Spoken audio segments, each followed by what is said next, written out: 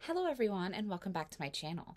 For those of you who are new here, my name is Miranda and I am the Enchantress of Avalon. So for today's video, I decided that I was going to do a book recommendation video. Specifically, I'm going to be recommending my 7 suggestions for nonfiction fairy books. And there are just so many of these books in my personal library that I just could not resist sharing some of my recommendations for those who are starting out in learning fairy lore or fairy magic to kind of get their feet wet. What I suggest for different purposes. Now, I personally believe that you can't read too many fairy books, especially if you are interested in getting to know the fair folk in a magical way, or just want to know the history and the mythology surrounding them. I did limit it to books that I actually physically own. However, there are other really great books I just don't happen to have copies of, like anything by Catherine Briggs. I unfortunately do not have her in my library, but she was an absolutely impeccable historian and anthropologist studying fairy folklore. Just absolutely great. She collected together so much of the fairy lore. And I'm also keeping it to more modern books just to not confuse someone, especially if you're first starting out. You don't want to exactly read the Reverend Kirk when you're first starting out in your journey into learning about fairy lore, because antiquated language can be a big setback. These are in no particular order, but I'm just going to get started. And of course, I chose 7 because of the magic of the fairy number 7. So, of course. All right, so the first book I highly recommend, especially if you are a beginner level, is A New Dictionary of Fairies, a 21st Century Exploration of Celtic and Related Western European Fairies by Morgan Damler. I really hope I'm saying her name correctly. Anyway, this is exactly what it says it is. It is a dictionary, so there are entries on all sorts of different fairies. And it makes it very easily digestible. You could read the entry on whatever fairy you're looking for and work through the book slowly. There's just so much great information in here, and it's a good jumping off point. Now, Morgan Damler she does practice fairy magic, so there is a pagan twinge to it, but she's also an academic, so you do see that it's very academically grounded work and very well researched work. So if you're looking for a good jumping off point, and also don't want to shy away from the darker side of fairy lore, because she does talk about the dangers of the fae and the darker fairy folklore, she's a really good author to read. I actually have another one of her books here in the suggested reading pile. But this one's just such an excellent jumping off point for basically anyone wanting to research fairy lore. My second book that I would highly recommend is Enchantment of the Fairy Realm by Ted Andrews. And this one's a bit of a classic, but not super, super old. I'm not going hundreds of years back, as I noted. This one is really adorable in that it's a short book, but you get information of all different types of fairies. He goes through each of the elements, breaks down different habitats for fairies of different elements, and there's some really great meditative techniques and techniques that could help you with astral work. It's just a really great foundational book in actual practical use. So if you're looking for practical, this is a really good place to begin, because it's not quite as daunting as some of the other books I've read. Next, number 3, is A Witch's Guide to Fairy Folk, How to Work with the Elemental World, and it includes a complete dictionary of fairies, and it's by Edane McCoy. Again, I hope I said that name correctly. And this is just one of like the modern classics, like Ted Andrews' work. It's kind of a modern classic. Many people kind of swear by this book, and it is very good. In fact, this dictionary is one I've many times used myself. You can see I even have things marked in it. It's just incredibly great. She has it alphabetized, and it's not just like information about the information about the fairy, but she also has lands of origins, other names, elements, if there's an element, time of year most active, lore, where to find them, how to connect, magical and ritual help. It's broken down really, really nicely. And the beginning of the book talks about, has a lot of great guided meditations and how to protect yourself if you are looking to enter fairy through meditation or through astral work. So it is a really well formatted book and is pretty complete. So if you are just going to want to read one book, I would probably suggest this be the one. Next, we have the other Morgan Damler book on this list, Traveling the Fairy Path. Now, this is not her first fairy magic book. I think it's like her third or fourth, but this is more in-depth, so I prefer that it's more in-depth. She has complete breakdowns of some great fairy poetry, although she's done that in other fairy books as well, and all sorts of wisdom and how to tread through the other worlds, tracking with conversing with spirits, which fairies are spiritual entities.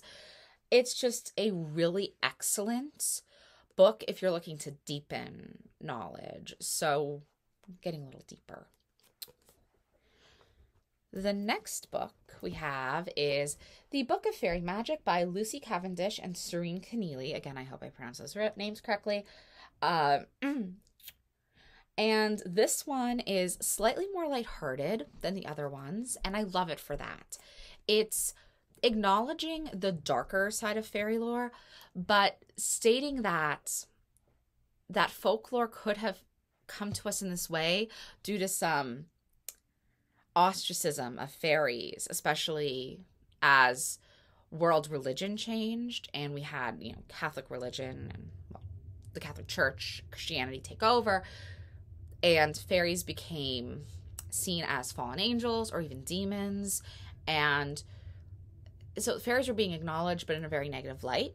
And I like to have that other lens. You could look at the folklore baseline as the folklore, but when we deepen the lens and we say, hey, wait, let's look at the time this folklore was being written down and recorded, and maybe the culture itself was applying things a little bit more harshly than they should have, or a little bit unfairly. So I adore this book for having that perspective.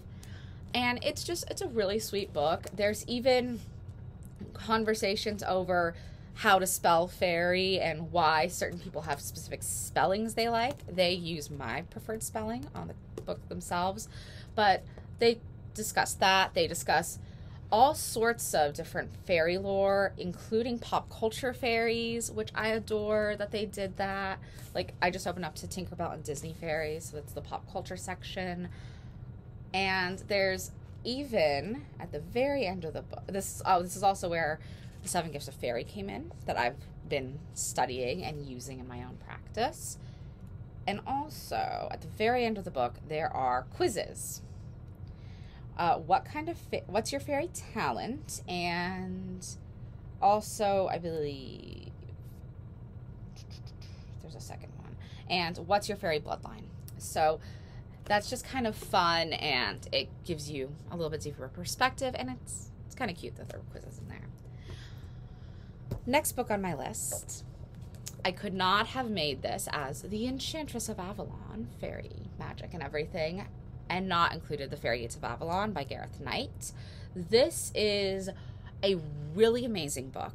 I am a fan of Gareth Knight's work. He does write a lot about Celtic, Avalonian, and specifically Arthurian stuff, and magic pulled from the legends. And this is specifically his interpretation of the fairy women of Chrétien de Troyes' works, the Arthurian romances Chrétien de Troyes wrote in the Middle Ages in France. And he takes all of the fairy women and he gives them chapters and he deep dives into the story that they're featured in, and just really gives us a deep analysis of the fairy lore that can be found even in the High Middle Ages in France, how it's so ingrained in Arthurian lore that these women were fairy women. And I just cannot give this book enough credit. It is absolutely incredible. I've reviewed it on my blog. Actually, I've reviewed a few of these on my blog before. And I will link some of my fairy magic book reviews and such down in the description box below for you. It's just incredible. I cannot recommend this highly enough. And finally, this is the kind of most out there book on my list in that it doesn't really seem to connect as much to the others. And this is Storm Fairy Wolves Betwixt and Between, exploring the fairy tradition of witchcraft. And this is the Anderson fairy tradition, which he is a priest of. Let's see, I believe he is, let's see, he holds the black wand of a master and is the founder of Blue Rose, a school and lineage of the fairy tradition. So yeah, I love his writing style. I love the structure of the book. He has it building upon itself with each of the lessons and techniques, because it is also a book that he uses as a textbook in his own fairy magic lineage when he's teaching. So I do love it for all of that. I am not an Anderson fairy magic practitioner myself, but I did find some great, really useful things in here. I loved that it didn't shy away from talking about baneful magic in the fairy tradition.